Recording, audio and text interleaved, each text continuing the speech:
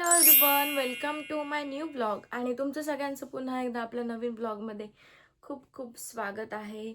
आणि लास्ट टाईमचा ब्लॉग होता लव्ह स्टोरीचा पार्ट 1. त्याच्यामध्ये मी तुम्हाला नॉर्मल स्टोरी सांगितलेली, पण तुमचं असं म्हणणं आहे की तुम्हाला पूर्ण लव्ह स्टोरी पाहिजे.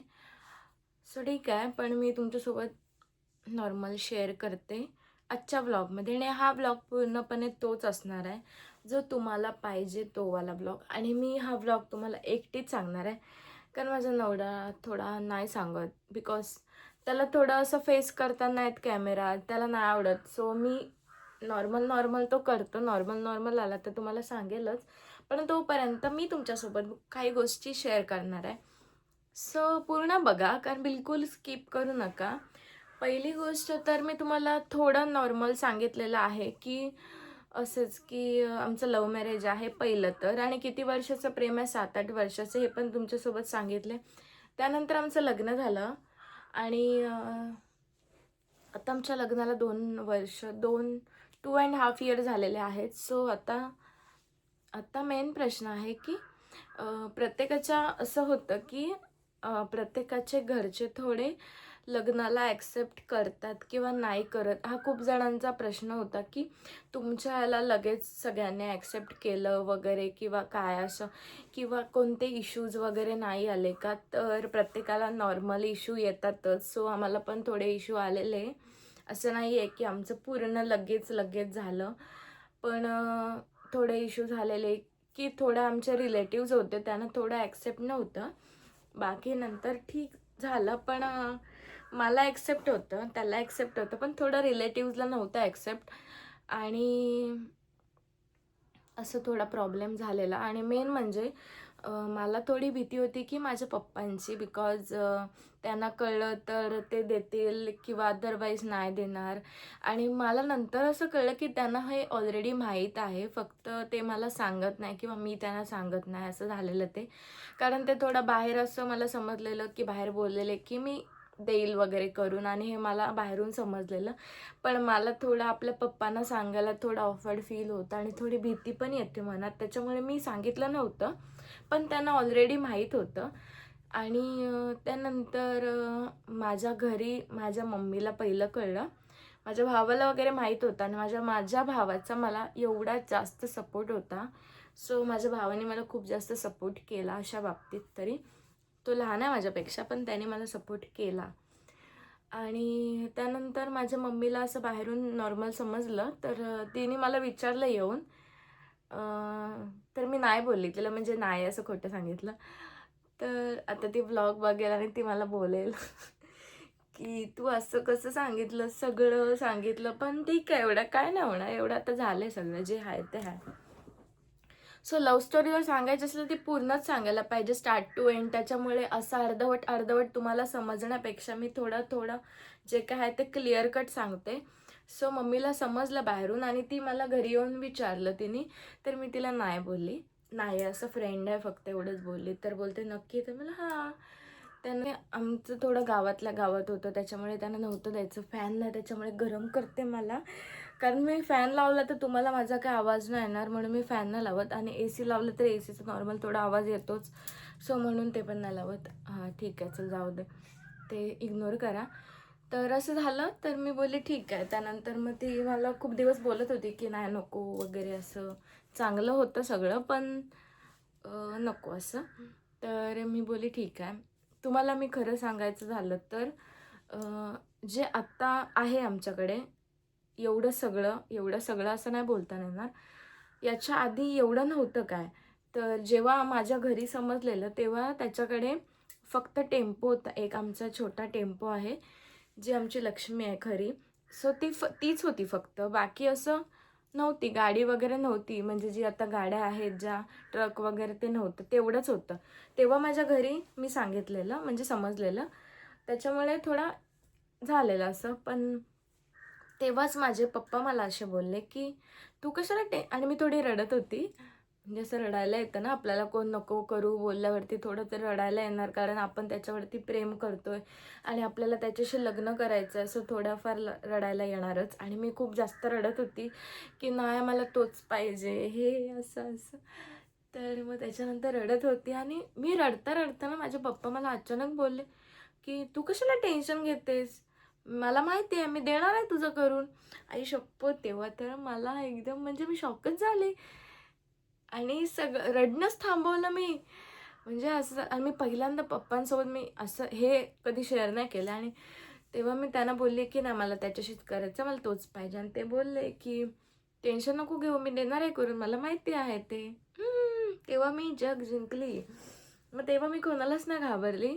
मम्मी पण नंतर मग तयार झाली. मग मम्मीचा प्रश्नच नाही आला कारण घरातला मेन माणूस हो बोलला. त्याच्यामुळे मम्मी पण माझी मम्मी तशी तयारच होती. पण लगेच लगेच थोडं मुलीचं प्रेम आहे समजल्यावरती थोडंफार आईला थोडा इश्यू होतो. सो त्या टाईपचं. बाकी मुलगा चांगला आहे असं वगैरे होतं नॉर्मल. आणि त्यांना काय प्रॉब्लेम नव्हता की तो कुठे जॉबला आहे की नाही, आणि तो जॉबला वगैरे नव्हता. सो असा काही इश्यू नव्हता झाला. तर असं झालं आणि मग माझ्या पप्पांना ॲक्सेप्ट झालं. सो मी टेन्शन फ्री झाली कारण मेन त्यांना ॲक्सेप्ट झालं, मग मला काही टेन्शन नव्हतं. त्यानंतर मग पप्पांनी स्वतःहून सगळ्यांना सांगायला सो त्यानंतर त्यांनी सगळ्यांना सांगितलं की असं असं आहे किंवा काय. मी कोणालाच सांगितलं ना, त्यांनी स्वतःहून सांगितलं. त्यामुळे माझ्या फॅमिलीचा मला स्ट्रॉंग सपोर्ट मिळाला. त्याच्यामुळे मला असं टेन्शन नाही आलं काय की असे प्रॉब्लेम्स नाही आले कोणतेच. पण खूप जण बोलली त्यांना की म्हणजे कशाला देता किंवा काय असं. पण त्याने इतकं लक्ष नाही दिलं आणि त्याने कोणाचंच नाही ऐकलं अशा सो दॅट्स वाय मी माझ्या फॅमिलीला कधी नाही विसरू शकत, बिकॉज त्यांचा मला खूप जास्त स्ट्रॉंग सपोर्ट होता. आणि त्याने सगळ्यांना फेस केलं की मी देणार आहे, तुम्हाला काय करायचं किंवा तुम्हाला कशाला पाहिजे, हे थोडे प्रॉब्लेम झाले. असं झालं सगळं. त्यानंतर सौरभने पहिलीच 1.5 ब्रासची गाडी घेतली नवरात्रीमध्ये काहीतरी. आणि मग त्याची थोडी छोटीशी नॉर्मल प्रॉब्लेम आम्हाला फेस करायला लागले. त्यानंतर मग आमची छोटीशी जर्नी स्टार्टअप झाली आणि त्यानंतर मग आता सगळं सगळं असं म्हणताना येणार, पण जे हवं आहे ते तरी आहे. असं नाही की आधी काहीच नव्हतं, खूप होतं. काही नसताना त्याने मला खूप सारं काय काय दिलेलं आहे. असं नाही की जसे माझे आत्ता तो बड्डे करतो तसेच माझ्या आधी पण बड्डे करायचा. असं नाही की माझे प्रत्येक बड्डे तो मोठे मोठे सेलिब्रेट करायचा किंवा मोठे मोठे गिफ्ट द्यायचा. जरी त्याच्याकडे काय असेल नसेल तरी पण तो द्यायचा, तो सगळं करायचा माझ्यासाठी, जे अजूनपर्यंत करतोय. त्यामुळे असं झालं आमचं नॉर्मल लग्न झालं. त्यानंतर 2024ला आमचं लग्न झालं. ॲक्च्युली माझ्या पप्पांची इच्छा होती की माझं लग्न लवकर करायचं होतं त्यांना. सो मला इतकं लवकर नव्हतं करायचं, मी अजून 1-2 वर्ष थांबली असती. पण घरातल्यांची इच्छा होती आणि मग त्यानंतर मग मी पण विचार केला जाऊ दे. सो मग झालं आमचं लग्न त्यानंतर. आणि आता माझी हॅप्पी लाईफ थोडी चालू आहे. जास्त जास्त आहे पण तुमच्यासोबत मी थोडीच सांगते, बिकॉज नजर इज रिअल त्यामुळे. आणि असं झालं नॉर्मल आमची जर्नी. मग त्याने ती वाली गाडी घेतली. त्यानंतर आमचं लग्न झालं आणि मग त्यानंतर त्यांनी 4 ब्रशची गाडी घेतली. सो आमचा छोटासा बिझनेस आहे. आणि मग आता माझं फॅमिलीला चांगलं वाटतं की मी चांगलं केलं, मी चांगलं बघून केलं, सगळं चांगलं केलं. आणि त्यांना माहीत होतं की तो मुलगा करू शकतो. माझ्या पप्पांना माझा त्याच्यावरती जास्त विश्वास होता. सो हेच बात झालं. आणि झालं. मेन काय असतं जेव्हा आपलं लव्ह स्टोरी असते किंवा काही असते, त्याच्यासाठी मेन हा आपल्या फॅमिलीचा सपोर्ट लागतो, जो मला मिळाला आहे, माझ्या फॅमिलीचा सपोर्ट. सो बाहेरचा सपोर्ट मला नाही मिळाला, पण माझ्या घरातल्यांचा मिळाला. म्हणजे बाहेरचा थोडे रिलेटिव्हचा नाही मिळाला, पण बिकॉज ते स्टार्टिंगला थोडं असतं ना नॉर्मल, काय जॉब बघायला सांगा किंवा जॉबवाला करायला सांगा किंवा त्याला जॉब करायला सांगा. पण जर त्या माणसाची इच्छा असेल की त्याला जॉबमध्ये इंटरेस्टच नाही आहे, सो कशाला जॉब पाहिजे. ज्याला ज्याच्यात इंटरेस्ट आहे त्याने तेच करावं. मला आता मी जॉब करायची आधी, पण मला जॉबमध्ये इंटरेस्ट नाही आहे. मला हे असं कंटेंट क्रिएटरच व्हायचं होतं. मला व्हिडिओज वगैरे ही माझी लाईफ आहे, हे मला आवडतं. त्याच्यामुळे मी हे चूज केलं आणि मी आताच आहे आता. त्यामुळे त्याला बिझनेसमध्ये इंटरेस्ट होता, सो त्याने ते केलं. तो जॉब ज्याला ज्याच्यात इंटरेस्ट नाही त्याला त्याच्यात टाकून काय करायचं. सो असं त्यांची इच्छा होती की तुम्ही त्याला जॉब बघायला सांगा किंवा जॉबमध्ये चांगलं असतं. जॉब कसं सांगायला पण चांगलं वाटतं की जॉब करतो, कुठे करतो, पेमेंट वगैरे चांगला असतो किंवा काय, त्याच्यासाठी त्यांना जॉबवाला रिलेटिव्हला, माझ्या फॅमिलीला काहीच प्रॉब्लेम नव्हता, त्याच्याकडे काय नव्हतं तरी पण त्यांना तो ॲक्सेप्ट होता, अजूनपर्यंत ॲक्सेप्ट आहे. सो हे असं असतं. म्हणजे कसं असतं सांगू, आपल्याला आपल्याला काय प्रॉब्लेम नसतो, आपल्या घरच्यांना काय प्रॉब्लेम नसतो, पण आपल्या लोकांना जाम प्रॉब्लेम असतो. सो असं काही आमच्यात ट्विस्ट झालेले आहेत, असं काय नाही. आता मी तुमच्यासोबत ते शेअर केले. तर अशी होती आमची नॉर्मल शॉर्ट जर्नी. ही लग्न आमचं ठरायच्या थोडे आधीची जर्नी आहे, जी तुमच्यासोबत मी शेअर केली. सो असं नॉर्मल आमचं झालं लग्न. त्यानंतर मग सगळे आता हॅप्पी आहेत, खुश आहेत, सगळेच खुश आहेत, की मस्त तू फिरते, एन्जॉय करतेस किंवा तुझी लाईफ खूप छान आहे, तुझा नवरा खूप चांगला आहे, तुला फिरायला नेतो, तुला हवं नको ते देतो, तुझी सासू खूप चांगली आहे, तुला सगळं चांगलं भेटलं. ते चांगलं केलं मी म्हणून मला चांगलं भेटलं. सो तुम्ही आधी बोलत होतात की कशाला करतेस, आणि आता मी केलं आणि आता माझं सगळं चांगलं आहे, तर सगळ्यांना मे बी चांगलं वाटतं, असं काय नाही. प्रत्येकजण आपलं चांगलं बघत असतो. सो झालं असं. आणि प्रत्येकाचे लगेचच चांगले दिवस नाही आहेत, थोडे दिवस लागतात त्याला, प्रत्येक चांगले दिवस येण्यासाठी. तर आता आलेच चांगले दिवस.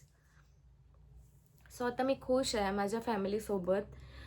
माझी दोन्हीकडची फॅमिली चांगली आहे. असं नाही की माझं सासरची फॅमिली थोडी वेगळी आहे, बिलकुल पण नाही. तुम्हाला तर व्हिडिओ दिसत नसेल, पण रिअलमध्ये सुद्धा माझी फॅमिली खूप चांगली आहे. आमची फॅमिली मोठी नाही, आम्ही तिघच जण असतो घरी, पण खूप चांगली आहे. मला खूप आवडते माझी फॅमिली, मला सपोर्ट आहे खूप जास्त. ही अशी होती आमची लग्नाची शॉर्ट जर्नी. आणि जर तुम्हाला आधीचं म्हणजे आमचं रिलेशन कसं झालं, आमचं कसं ते वगैरे ते जर बघायचं असेल, किंवा आफ्टर मॅरेज कशी लाईफ आहे माझी, हा जर ब्लॉग हवा असेल तर तुम्ही पार्ट 3 बघा. हा पार्ट 2 आहे, ज्याच्यामध्ये आमचं लग्न कसं झालं आणि कोणाचा सपोर्ट मिळाला किंवा कोणाचा सपोर्ट नाही मिळाला, ते मी तुम्हाला या ब्लॉगमध्ये सांगितलेलं आहे. सो अशी आमची शॉर्ट लग्नाची जर्नी होती.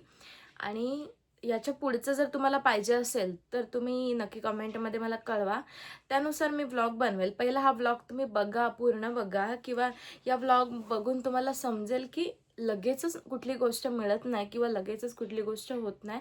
त्याच्यासाठी खूप जास्त स्ट्रगल लागतो, थोडा वेळ लागतो आणि सगळंच काही लागतं. पैसा पण लागतो, वेळ पण लागतो, थोडा स्ट्रगल पण लागतो, तरच सगळे ॲक्सेप्ट करतात आपल्याला.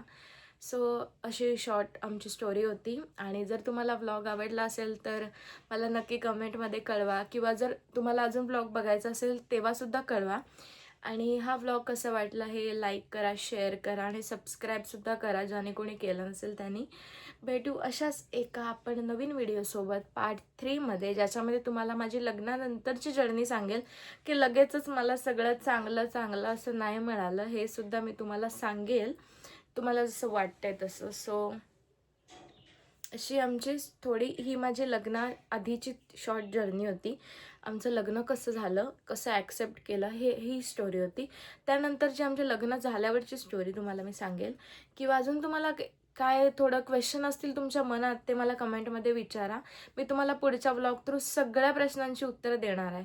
सो बाय बाय, भेटू नेक्स्ट व्लॉगमध्ये. तोपर्यंत चॅनलला सबस्क्राईब करा. बाय.